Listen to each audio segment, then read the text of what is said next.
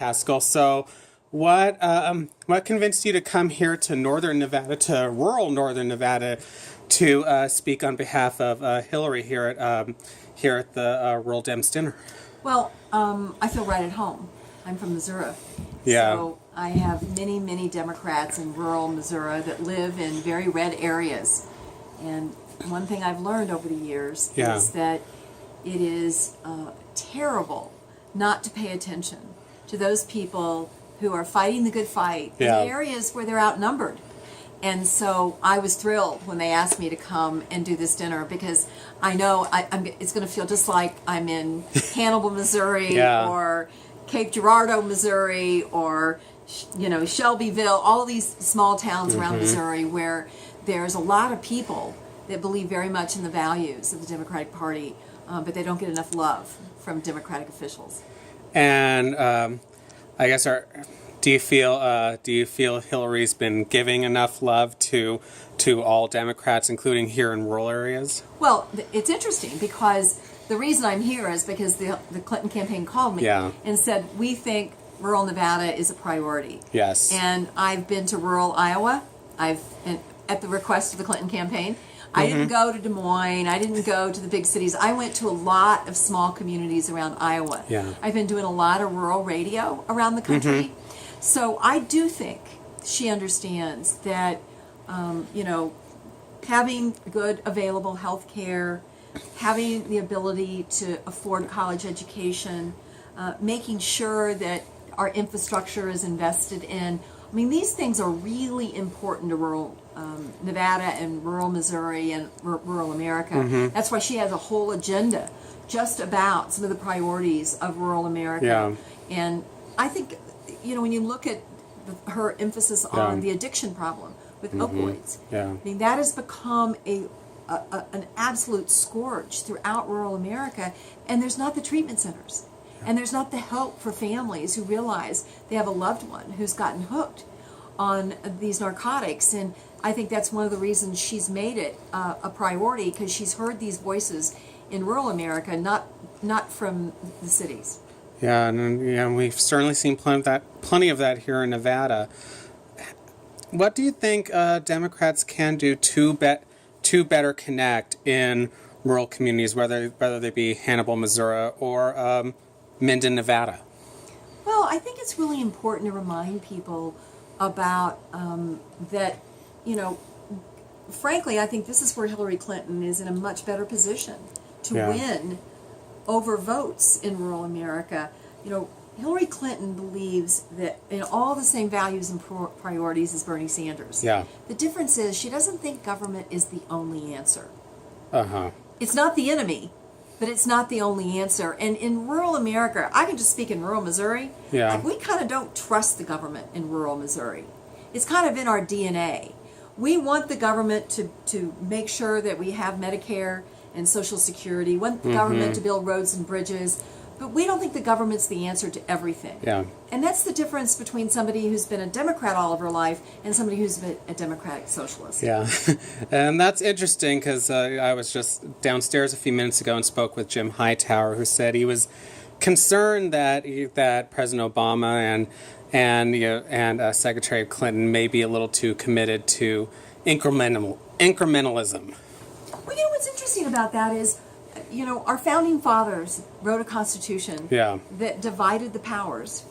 Unlike other countries, who wins the majority in Congress does not get the executive branch. Thank goodness. Yeah. Because the Republicans control Congress, which means we have a Republican president. Yeah. We, in all likelihood, are going to still have a divided government after, I hope, Hillary Clinton is elected president. I believe we'll still have a Republican House. So how does Jim Hightower think that works?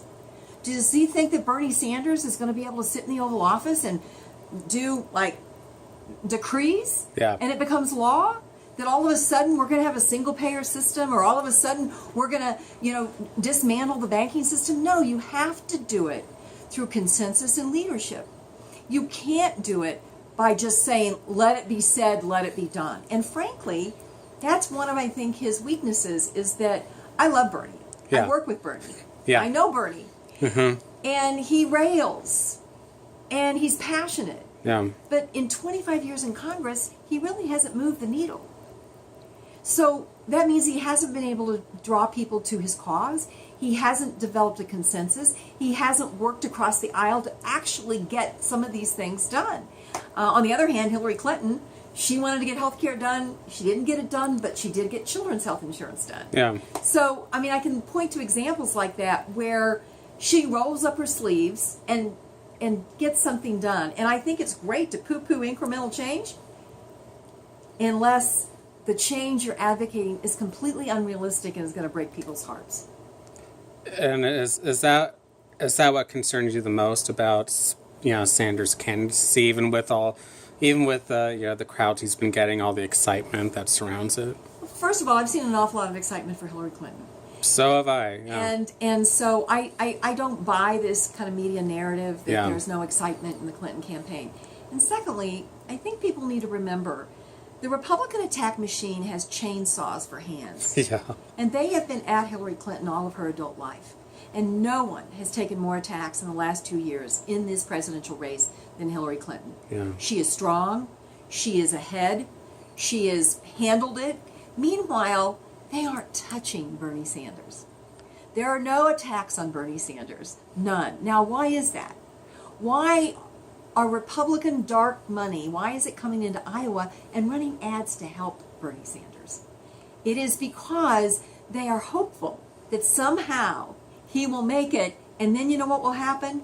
Those chainsaws will start coming Yeah. out of the closet, Yeah. and they will go after him, and there will be vulnerabilities down that a lot of his supporters are not thinking about because Yeah. it feels like, well, gosh, nobody's saying anything bad about Bernie, but they're doing that on purpose. Yeah, we've seen what's now happening to both of the Clintons and now to President Obama, and it seems inevitable that they'll do it to Bernie because that's what they just do to Democrats. Of course they will. They will attack him, and it will be brutal. Yeah. And he's never been through it before. Yeah. Whereas Hillary, we know she can withstand it. I mean, those 11 hours in front of that committee, I mean, I don't know how many candidates for president could have done what she did as well as she did it. I trust her across the table from Putin a hell of a lot more than I trust anybody else running for president. Yeah, and finally, here in Nevada, it feels like we, in many ways, are a microcosm of America. Over here we have rural Douglas County. When I'm not here, I'm in urban Clark County. So, how do you think Democrats from Hillary Clinton on down can best manage to, I guess, one, keep together the big tent, the big tent Democrats have, and expand it. Again, here in Nevada, we have vibrant communities of color in Las Vegas and Reno, but then folks are also working to reach out here in the rural counties. Yeah, I think, first of all, we got to stay focused on what we believe in, Yeah. and what our values are. And if we do that, we'll come together. We need to respect each other. I respect Bernie's supporters. Yeah. I hope they respect the Clinton supporters. Yeah. I've been a little worried about some of the tactics, Yeah. not by Bernie, but by his supporters Yeah. that seem to be a little brutal and mean. And we've got to come together when this is over, one way or the other, because the stakes are too high. Yeah. Citizens United, the Supreme Court, a woman's right to make the most difficult decision she'll ever make in terms of family planning, all of those things hang in the balance with this election. So, and by the way, the other thing I think is great is 6 months ago I was really worried about us coming together. I have a feeling that a candidate Cruz or a candidate Trump will do a pretty good job of uniting us. I've been watching those Republican debates. I think they will unite us, and Yeah. most importantly, if we nominate Hillary Clinton, we'll have a candidate that can appeal to independent voters. Yeah. And independent voters decide statewide elections in Nevada. Yeah. They decide statewide elections in my state, and guess what? They decide the presidency. So staying focused on making sure we appeal to those independent voters is something none of us should lose sight of.